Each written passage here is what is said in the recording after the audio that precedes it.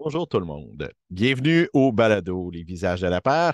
Et dans cette chronique-ci, ben, j'ai l'occasion de vous parler du livre Le plaisir de la peur, donc un nom qui était prédestiné pour qu'on en parle. C'est quoi le plaisir de la peur? Ben, c'est un guide d'écriture, ou en tout cas, c'est des secrets d'écriture partagés par l'auteur de thriller français Franck Tilliez. On s'entend des guides d'écriture comme ça ou des guides sur l'écriture, il y en a plusieurs et ils n'ont pas tous le même objectif ou la même portée. Il y a ceux qui sont là vraiment plus partager des mémoires, partager un cheminement.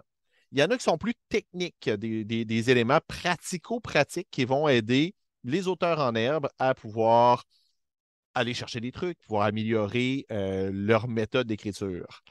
Je dirais ce qu'offre Franck Tilliez dans Le plaisir de la peur est quelque part à mi-chemin entre les deux. Donc, on a grosso modo la première moitié du livre qui est un peu le parcours de l'écrivain. Donc, comment quelqu'un qui travaille dans le domaine plus de la programmation informatique est devenu un auteur à temps plein, un auteur à succès. Vraiment des débuts, les illusions du jeune auteur, des désillusions dans certains cas, comment il y a des anecdotes assez intéressantes là-dedans, comme les moments où il écrivait alors qu'il faisait du covoiturage avec des collègues, donc il était sur le siège arrière, sur son portable, et il écrivait. Et semble-t-il qu'il faisait froid, mais que le processeur de l'ordinateur le tenait au chaud. Il y a beaucoup de ça. Et la deuxième moitié, ben là, c'est des trucs un peu plus pratico-pratiques. Pas tout à fait. On dirait des trucs plus philosophiques. Philosophiques, on s'entend, mais sur la philosophie d'écriture. Donc, qui sont placés dans plusieurs catégories. Donc, comment trouver des idées, faire le tri dans ces idées-là. Après ça, comment construire une intrigue.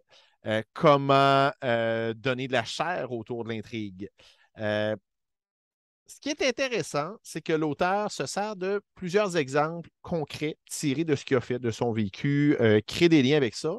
Et honnêtement, ça, c'est intéressant. Par contre, le problème, pour ceux qui cherchent plus cet aspect-là, qui disent, OK, j'aimerais ça avoir quelque chose qui va pouvoir m'accompagner dans l'écriture, me faire aller plus loin. Le problème, c'est que c'est un petit peu trop sommaire. On en aurait eu besoin de plus, on en aurait voulu plus. Honnêtement, en tant que si on le prend en tant que guide d'écriture, c'est pas nécessairement le plus intéressant que j'ai vu, même si plusieurs des aspects, je trouvais ça bien, je trouvais ça intéressant là, d'avoir les exemples, d'avoir les choses concrètes, mais j'aurais voulu plus de développement. Par contre, pour quelqu'un qui s'intéresse à l'auteur, puis qu'il s'intéresse ou non à l'écriture, honnêtement, c'est intéressant. Ça nous permet de mieux comprendre cet auteur-là, de mieux le connaître. Comme je disais, il y a plusieurs anecdotes. On voit vraiment le cheminement qu'il y a eu, le cheminement de son personnage Charcot aussi. Euh, Honnêtement, je le conseille plus aux amateurs de l'auteur. Tant mieux si en plus c'est des gens qui ont envie d'écrire. Mais même si vous n'avez pas envie d'écrire, ça permet quand même de là, je vais faire une analogie avec aller voir un magicien. Ça permet un peu de voir derrière le rideau, de voir un petit peu les ficelles, un peu comment ça se fait, mais sans aller complètement en profondeur. Si vous cherchez, si vous êtes un auteur qui cherchez vraiment des choses plus pratico-pratiques, ben, je vais vous référer le classique, c'est-à-dire comment écrire des histoires d'Elisabeth von Arbour, qui est très, très, qui donne des trucs d'écriture, qui a des exercices ludiques dedans. Je vous dirais, c'est pas mal la référence. Un autre livre plus récent que j'ai trouvé intéressant, c'est Comment écrire plus. Dans ce cas-ci, c'est pas tant des trucs d'écriture pratico-pratique que des trucs sur comment se professionnaliser comme écrivain, comment s'assurer justement d'écrire plus, comment maximiser ses séances d'écriture. Dans la partie inspiration, un petit peu dans la même approche que ce qu'a fait Franck Tilliez, ben, le classique, c'est Écriture de Stephen King, Les Mémoires d'un métier, qui lui aussi va mélanger aspect pratique et aspect biographique, si on veut. Sauf qu'au lieu de le faire en 150, 160 pages, c'est fait en 350, 360 pages.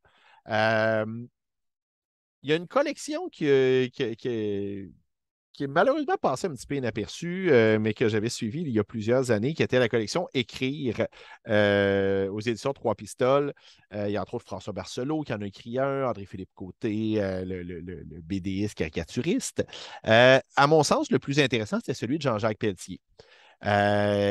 Sauf erreur, c'était Écrire pour construire et inquiéter. Donc, ça a une vingtaine d'années. Ce qui va être intéressant pour ceux qui seraient curieux, Urtibise en a republié une nouvelle version plus avancée, plus retravaillée, qui s'appelle Question d'écriture, que je conseille fortement à un aspirant écrivain ou même à un écrivain qui a une certaine expérience, qui veut des fois nourrir sa méthode, nourrir sa façon de faire. Je dirais, ben, ça peut être des pistes. Pour en revenir à notre plaisir de la peur, ben, ça peut être une belle porte d'entrée. Ça peut être une piste de réflexion. Comme je dis, j'aurais aimé que l'auteur aille plus loin, mais ce qu'il dit, ce n'est pas dénué de sens. Au contraire, il y a quand même plusieurs éléments de son approche. Je pense qu'un écrivain peut s'en nourrir. C'est juste dommage qu'il ne fasse qu'effleurer le sujet de ce côté-là. Mais comme je disais, c'est quand même en termes de mémoire, en termes de rencontre avec un écrivain, de pouvoir voir le côté humain. Il y a quelque chose de très intéressant. Puis c'est sûr qu'on parle de quelqu'un qui a une plume qui est facile d'approche, qui rend la lecture très agréable. Donc voilà.